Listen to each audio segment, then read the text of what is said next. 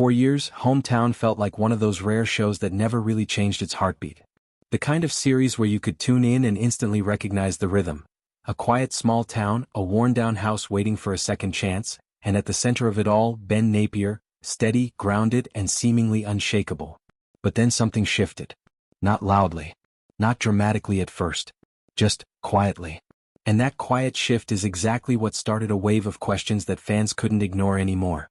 Because when Season 7 of Hometown arrived, viewers noticed something unsettling. Ben Napier, the man who had become the physical and emotional backbone of every renovation, wasn't there the way he used to be. And the question began forming almost immediately. What really happened to Ben Napier? That question didn't just linger, it grew. It spread across conversations, social media threads, and fan discussions. Some thought it was temporary. Others suspected something deeper. But almost everyone felt it at the same time. Something was different. And once that feeling takes hold, people start looking closer. To understand why this absence felt so powerful, you have to understand what Hometown originally was. Long before television crews arrived in Laurel, Mississippi, Ben and Erin Napier were just a couple quietly building something meaningful in their hometown. There was no spotlight, no production schedule, no national attention. Just real work, real homes, and a shared belief that old spaces still had life left in them. Ben worked with his hands. Always had. Carpentry wasn't just a skill for him, it was instinct.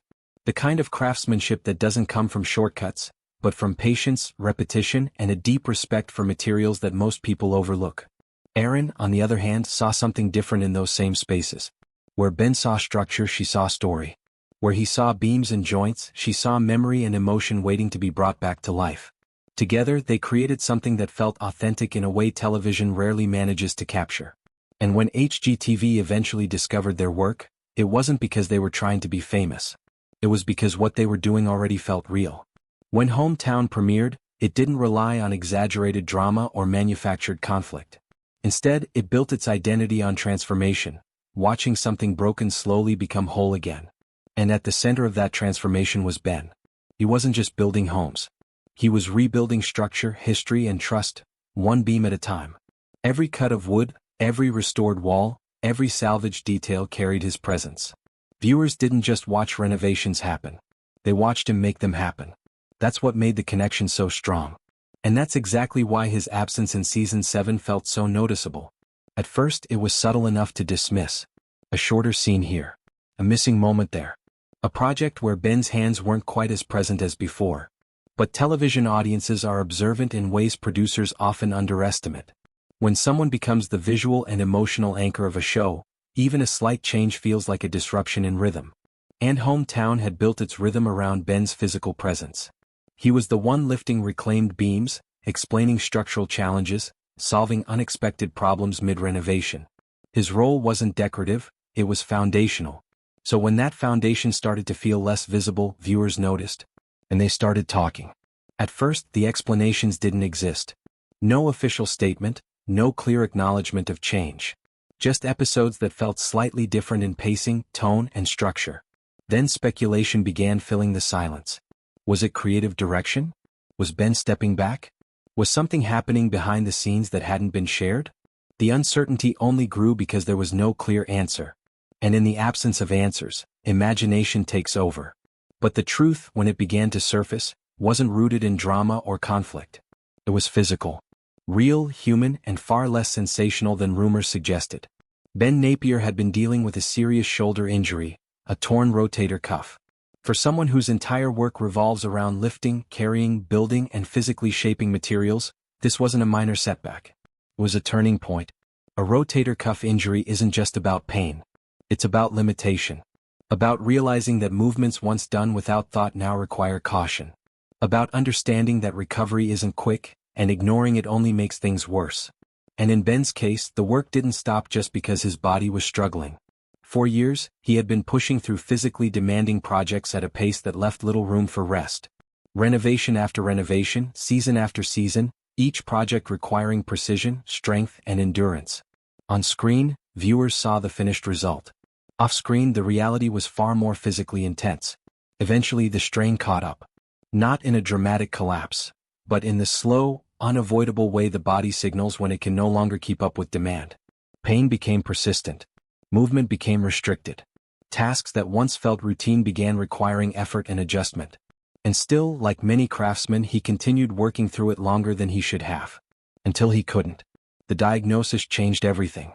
Once the severity of the injury became clear, the path forward was unavoidable.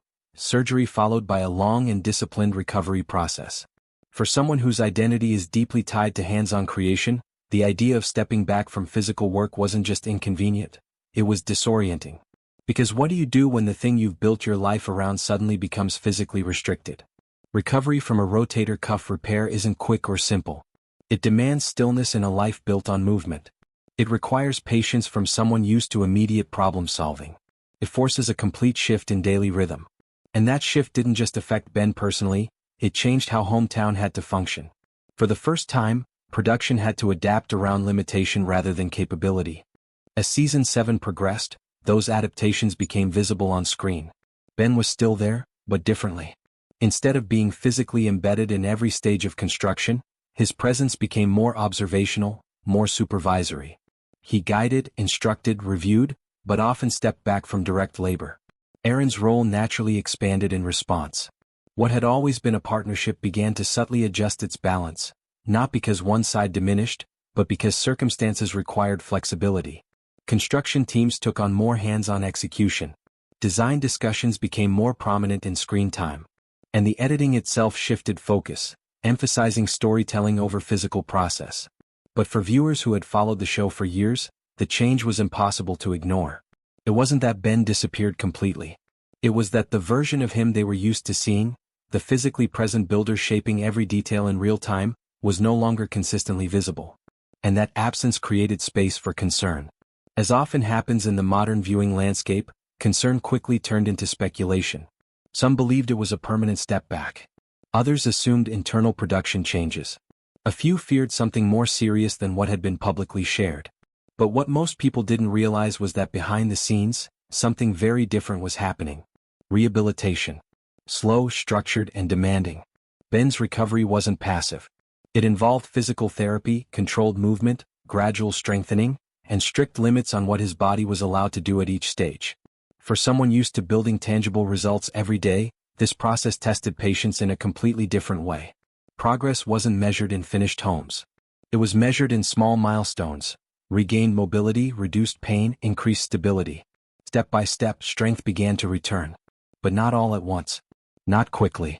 And during that time, his role within the show naturally evolved.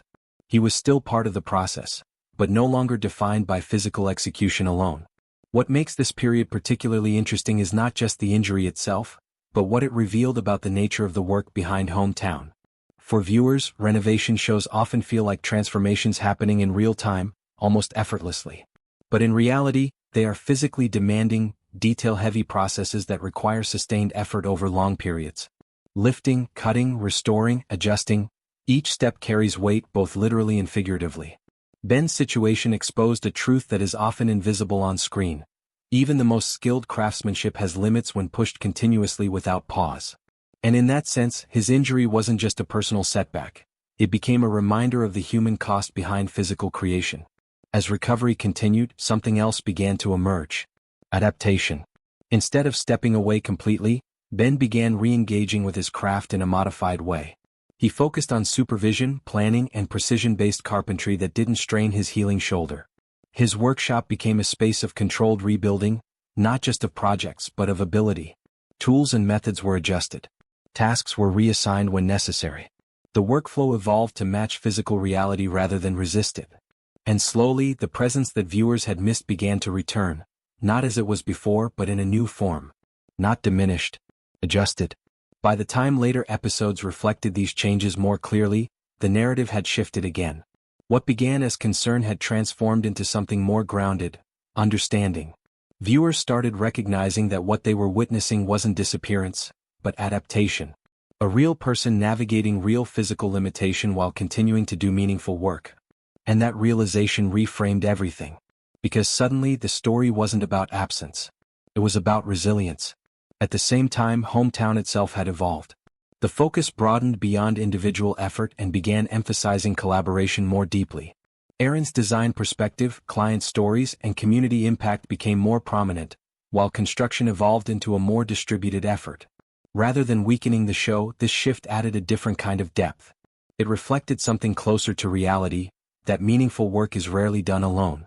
And in that structure, Ben's role remained essential, even when less physically visible. Looking back, what initially appeared to be a disappearance was never truly that. It was a transition forced by circumstance. A reminder that even the most consistent figures in long-running narratives are still human, still vulnerable, and still subject to the limits of their bodies. And yet, instead of ending his involvement, that limitation reshaped it. Today, the story of Ben Napier in this period is not defined by absence, but by adjustment. A craftsman forced to slow down, rebuild strength, and rediscover his work in a new form. A television presence who didn't vanish, but evolved. And a reminder that sometimes the most important parts of a story are not the moments of peak visibility, but the quieter chapters where everything is being rebuilt behind the scenes. Because in the end, the real question was never just what happened to Ben Napier. It was how he continued forward after everything changed.